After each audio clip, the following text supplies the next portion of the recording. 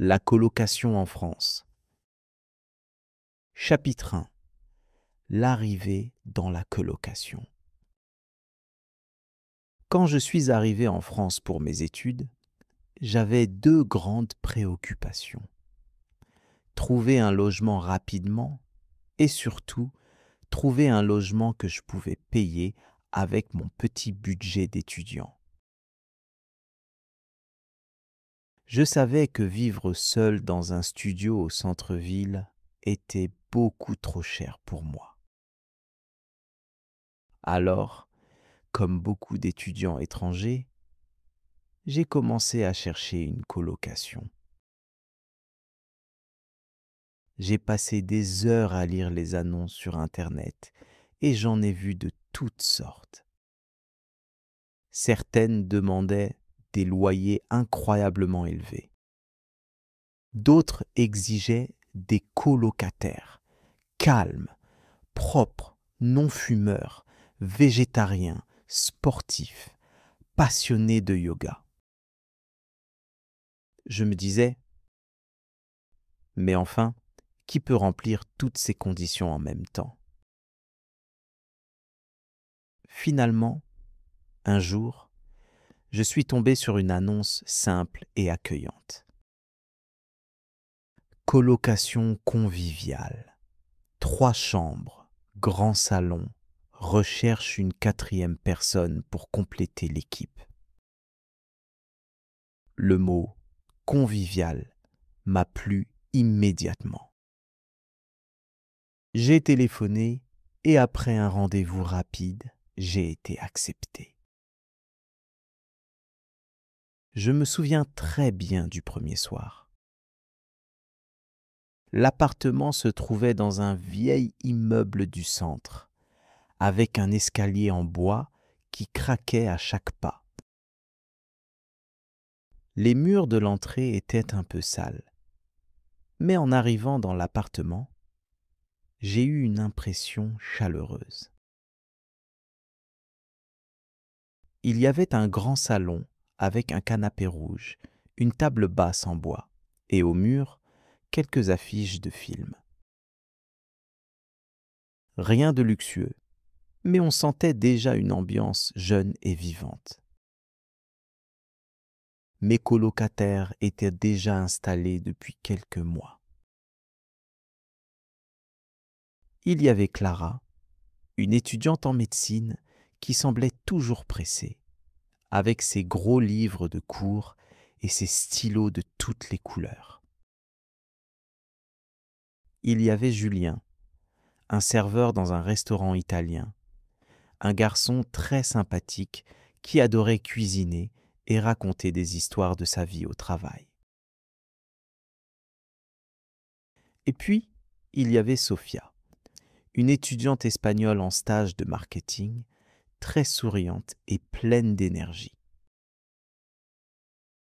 Quand je suis arrivé avec ma valise, ils m'ont tous accueilli avec un salut, bienvenue chez nous, qui m'a immédiatement mis à l'aise. Au début, la colocation me paraissait être une aventure formidable. Tout était nouveau. Partager le repas du soir, découvrir les habitudes des autres, échanger sur nos vies et nos cultures. Rapidement, nous avons mis en place une sorte de routine collective. Chaque semaine, l'un de nous proposait une soirée spéciale. Parfois, un dîner avec un plat typique de son pays. Parfois, une soirée film. Parfois, une petite fête avec quelques amis. J'adorais ces moments car je ne me sentais jamais seul et je découvrais toujours quelque chose de nouveau. Je me souviens par exemple d'un mercredi soir où Sofia avait préparé une tortilla espagnole énorme, pleine de pommes de terre et d'oignons. Elle riait en expliquant: « Chez moi, on fait ça tout le temps. » C'est comme les pâtes pour les Italiens. Julien a répondu: alors moi, je vais préparer des lasagnes la semaine prochaine. Et toi, tu dois faire un plat canadien. Tout le monde s'est tourné vers moi et j'ai dû avouer que je ne savais pas cuisiner grand-chose. Sauf peut-être une poutine improvisée. Ils ont éclaté de rire, mais ils ont accepté. C'était ça, la colocation. Beaucoup de rires, de discussions spontanées et un sentiment de famille improvisé. Même les soirées tranquilles étaient agréables. Souvent, on s'asseyait dans le salon, on buvait du thé ou une bière et on parlait de tout. Des cours, des professeurs, de la météo, des voyages, des histoires d'amour compliquées. Pour moi, c'était rassurant, car dans un pays étranger, on a parfois peur de se sentir isolé. Bien sûr, dès le début, j'ai aussi remarqué quelques différences. Clara se levait à 5 heures du matin pour aller à l'hôpital, et parfois, son réveil sonnait quand je venais à peine de m'endormir. Julien travaillait tard le soir, et il rentrait après minuit, souvent avec des histoires bruyantes de son service au restaurant. Sofia, elle, adorait écouter de la musique espagnole en faisant le ménage, ce qui me donnait envie de danser, mais pas toujours au bon moment. Mais malgré ces décalages, je trouvais l'expérience très positive. En résumé, les premiers mois en colocation ont été pour moi une découverte passionnante. J'apprenais à vivre avec des gens différents, à partager mes habitudes et à m'ouvrir à d'autres cultures. Je croyais que tout serait parfait. Mais évidemment, la réalité allait me montrer que la colocation n'est jamais un long fleuve tranquille. Chapitre 2. Les problèmes du quotidien. Au bout de quelques mois, les premiers problèmes ont commencé à apparaître. Rien de dramatique au départ, juste de petits détails agaçants. Mais, comme souvent dans la vie en communauté, ces détails ont fini par devenir des sources de tension. Le premier problème concernait le ménage. Nous avions fait une réunion au début pour organiser les tâches.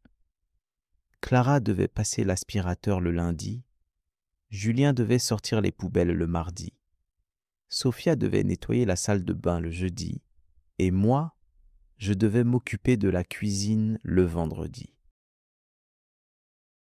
Sur le papier, tout paraissait parfait.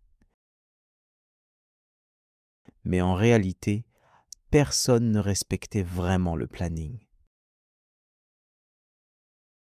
Je me rappelle d'un soir où je suis rentré à l'appartement après une longue journée de cours.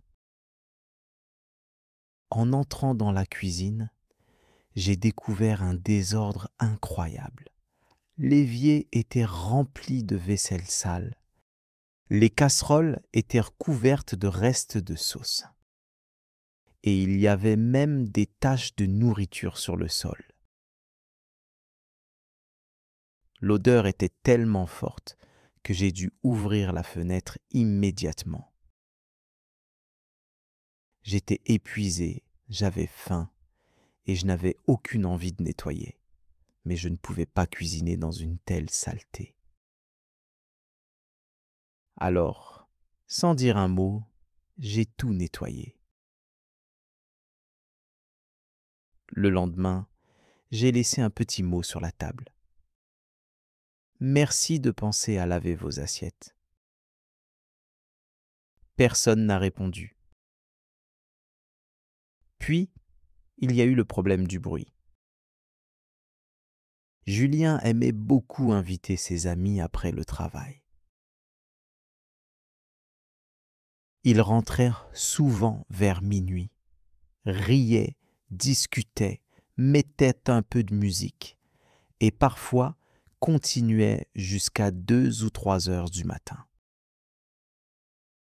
Pour lui, c'était normal. Il sortait du restaurant, il voulait se détendre. Mais pour moi, c'était un cauchemar. J'avais cours à 8 heures le lendemain et je ne pouvais pas dormir.